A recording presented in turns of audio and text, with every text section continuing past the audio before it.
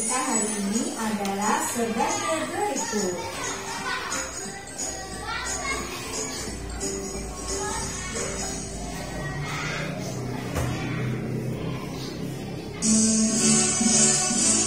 Merdeka, merdeka, merdeka. Anak-anak hebat, setiap tanggal 17 Agustus kita memperingati Hari Kemerdekaan Republik Indonesia. Pada tanggal 17 Agustus 1945, Insinyur Soekarno didampingi oleh Muhammad Hatta membacakan teks proklamasi kemerdekaan negara Indonesia. Kemerdekaan Indonesia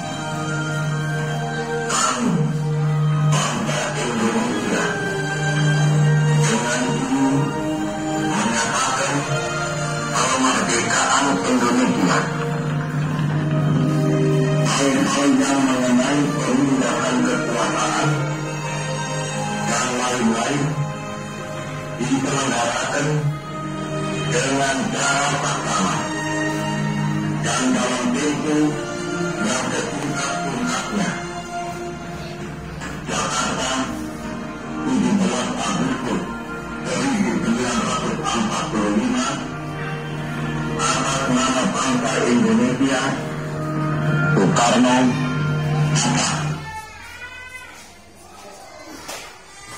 Agar lebih memahami tentang proklamasi, mari kita baca teks berikut ini yang berjudul Proklamasi Kemerdekaan Indonesia. Proklamasi kemerdekaan yang dilakukan pada tanggal 17 Agustus 1945 menjadi peristiwa penting bagi bangsa Indonesia. Peristiwa tersebut menjadi tonggak sejarah di mana bangsa Indonesia berhak atas kemerdekaan dan wajib mempertahankannya. Diawali dengan dijatuhkannya bom atom oleh tentara Amerika Serikat pada tanggal 6 Agustus 1945 di kota Hiroshima dan pada tanggal 9 Agustus 1945 di kota Nagasaki, Jepang akhirnya menyerah kepada tentara sekutu. Peristiwa ini dijadikan kesempatan oleh bangsa Indonesia untuk segera membebaskan diri dari penjajahan bangsa Jepang. Teks proklamasi ditulis di rumah Laksamana Tadashi Maeda, Jalan Imam Bonjol nomor 1. Para penyusun teks proklamasi adalah Insinyur Soekarno, Dr. Andes Muhammad Hatta, dan Mr. Ahmad Sudarjo. Konsep teks proklamasi ditulis oleh Insinyur Soekarno. Saat itu hadir pula BM Dia, Sayyidinik, Sukarni, dan Sudiro. Sukarni mengusulkan agar yang menandatangani teks proklamasi itu adalah Insinyur Soekarno dan Dr. Andes Muhammad Hatta atas nama bangsa Indonesia.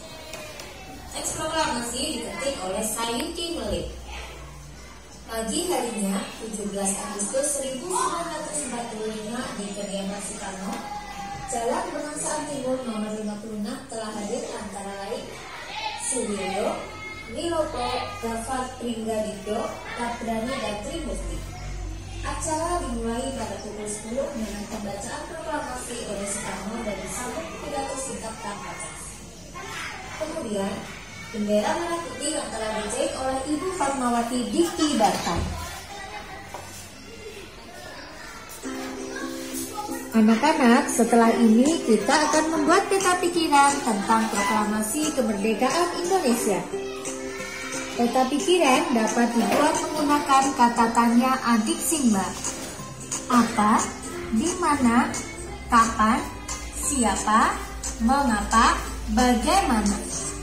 Yang pertama adalah A, apa. Kata tanya untuk menanyakan hal atau peristiwa yang terjadi.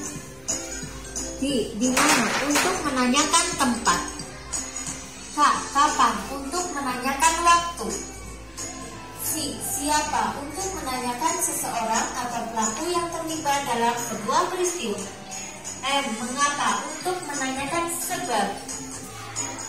Bagaimana untuk menanyakan cara atau proses terjadinya suatu peristiwa.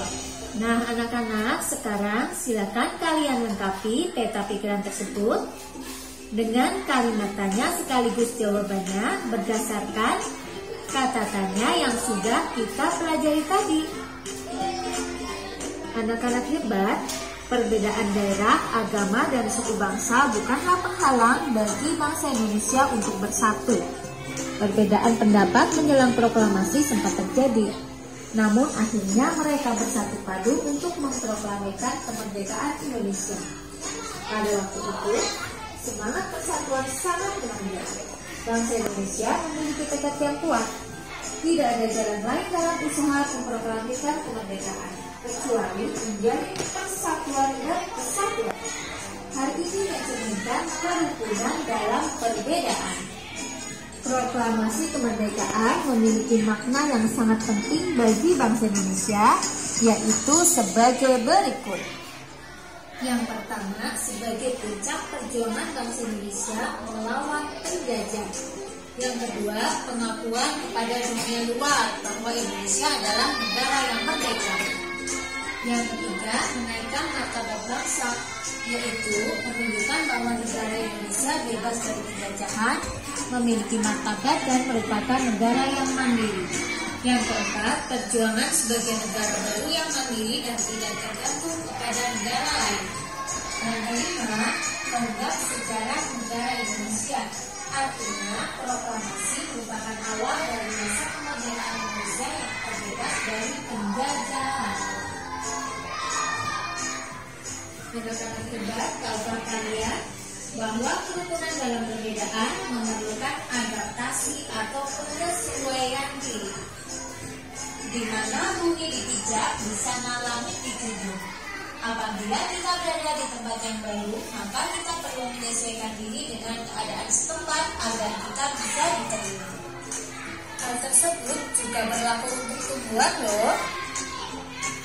Tumbuhan juga perlu beradaptasi dengan lingkungan hidupnya.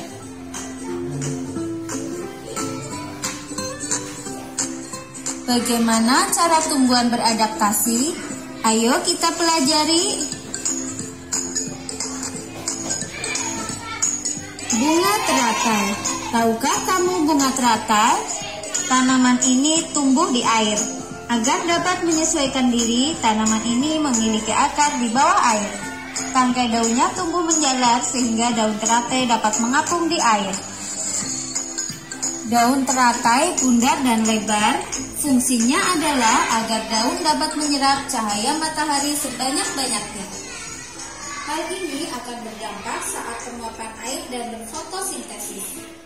Daun teratai memiliki larutan yang bermanfaat sebagai pembersih daun. Teratai memiliki batang dengan rongga di dalamnya. Rongga ini berfungsi untuk membawa oksigen ke batang dan akar. Meskipun akar berada di dalam air, akar masih tetap dapat bernapas. Agar kalian lebih memahami tentang adaptasi atau penyesuaian diri tumbuhan, kalian bisa melihat video pengumbar yang lain yang berjudul adaptasi atau penyesuaian diri tumbuhan. Pengumbar sudah mencantumkan linknya di deskripsi ya.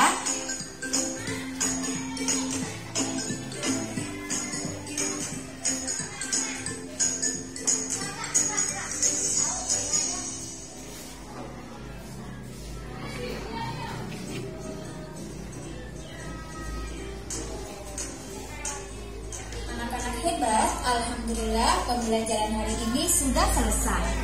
Hari ini kita belajar tentang proklamasi, makna proklamasi, dan tentang adaptasi tumbuhan. Semoga menjadi ilmu yang bermanfaat. Wassalamualaikum warahmatullahi wabarakatuh.